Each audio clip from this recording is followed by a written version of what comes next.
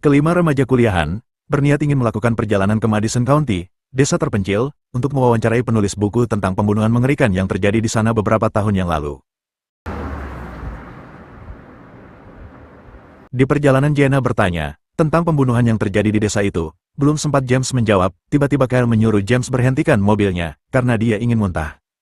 James bertanya, apakah kau baik-baik saja Kyle? Seketika mobil lain berhenti dan seorang pria turun. Kita sebut saja dia Jono. Jono menanyakan kemana kalian akan pergi. James pun menjawab, kami akan pergi ke Madison County. Jono yang mengetahui daerah itu, langsung menawarkan jasa untuk sampai ke sana. Namun James memilih untuk menolaknya. Jono pun langsung pergi, dan menyuruh James dan yang lain berhati-hati di perjalanan hingga sampai sana nanti.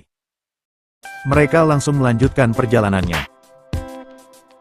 Setiba mereka di Madison County, mereka menyempatkan untuk singgah di kafe. Ketika mereka memasuki kafe itu, terlihat para penduduk daerah ini menatapnya dengan keanehan, seolah tidak pernah melihat pengunjung lain ke daerah ini. Willy yang melihat heran dengan para penduduk di daerah ini. James menanyakan kepada Nenek Gayung tentang pembunuhan sadis yang terjadi di daerah ini. Kami tahu dari penulis tentang daerah ini. Nenek Gayung menjawab, tidak ada pembunuhan, dan tidak ada pembunuhnya, bahkan penulisnya tidak pernah diketahui. James yang dapat jawaban tidak memuaskan memutuskan untuk makan saja. Mereka pun langsung memesan seblak ceker. Selesai makan mereka melanjutkan perjalanan ke Countryland untuk mendapat jawaban tentang penulis itu.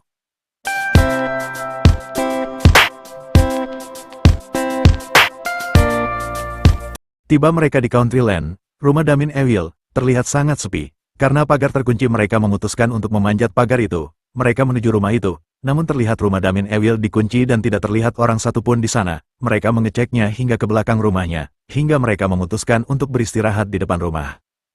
Mereka pun membaca lagi buku yang dituliskan oleh Damien Evil. Di buku itu dituliskan pembunuh itu tidak ditemukan hingga sekarang. Bahkan kepolisian menutup kasus itu karena sulit dicari keberadaannya. Kyle pergi sendiri untuk melihat-lihat sekitar. Dia pun memotret-motret batu nisan. Saat itu juga dia bertemu seorang pemburu. Pemburu itu menyuruh Kyle dan teman-temannya, pergi saja dari tempat ini, karena tempat ini berbahaya bagi orang asing. Lalu pemburu itu meninggalkannya. Kyle tidak pedulikan ucapan pemburu itu. Dia pun berjalan lagi untuk mencari tahu daerah sini. Kyle yang sedang berjalan tiba-tiba menemukan Curug Bidadari, dan benar saja ada dua bidadari yang sedang mandi. Seketika jiwa sang Kyle bergejolak. Kyle berniat ingin ikut berenang, namun tanpa dia sadari tiba-tiba.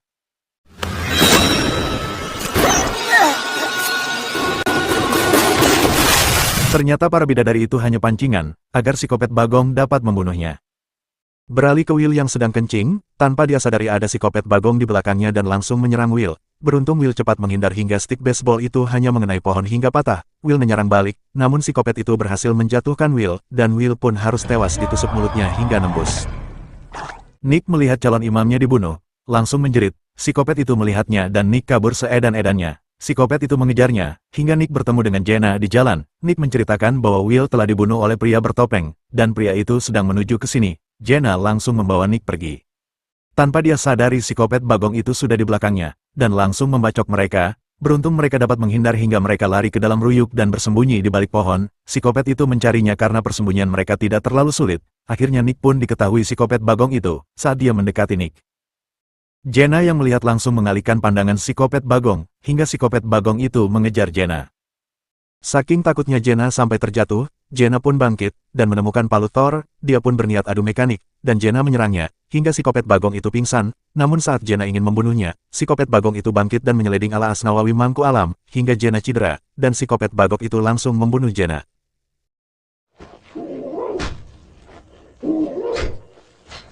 Nick yang melihat Jenna telah dibunuh sangat sedih. Setelah psikopat Bagong itu pergi, Nick pun menghampiri Jenna. Nick tidak menyangka bahwa mereka ke tempat ini hanya menjadi korban pembunuhan. Beralih ke psikopat Bagong yang tiba di tempat persembunyiannya. Di situ pun sudah ada James, Jono dan Susi Susanti. Di film tidak dijelaskan kenapa mereka tiba-tiba berada di sini dengan tubuh yang penuh luka. Psikopat Bagong itu menghampiri Jono dan menusuknya. James berusaha melepaskan tali yang mengikat tangannya. Saat psikopat Bagong pergi, James melepaskan Susi dari tali yang mengikat tangannya. Dia juga membawa Jono yang terluka parah. Psikopat Bagong sedang melihat keadaan sekitar. Tiba-tiba James datang membawa skop lalu memukul kepalanya berkali-kali hingga dia pingsan. Bukannya dibunuh, James memilih meninggalkannya dan membawa Jono dan Susi ke mobil.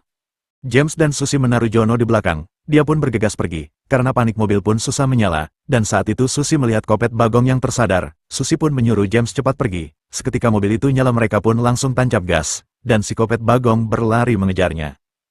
Psikopat berhasil menaiki mobil dan membunuh Jono. James pun memberhentikan mobilnya hingga psikopat Bagong terjatuh.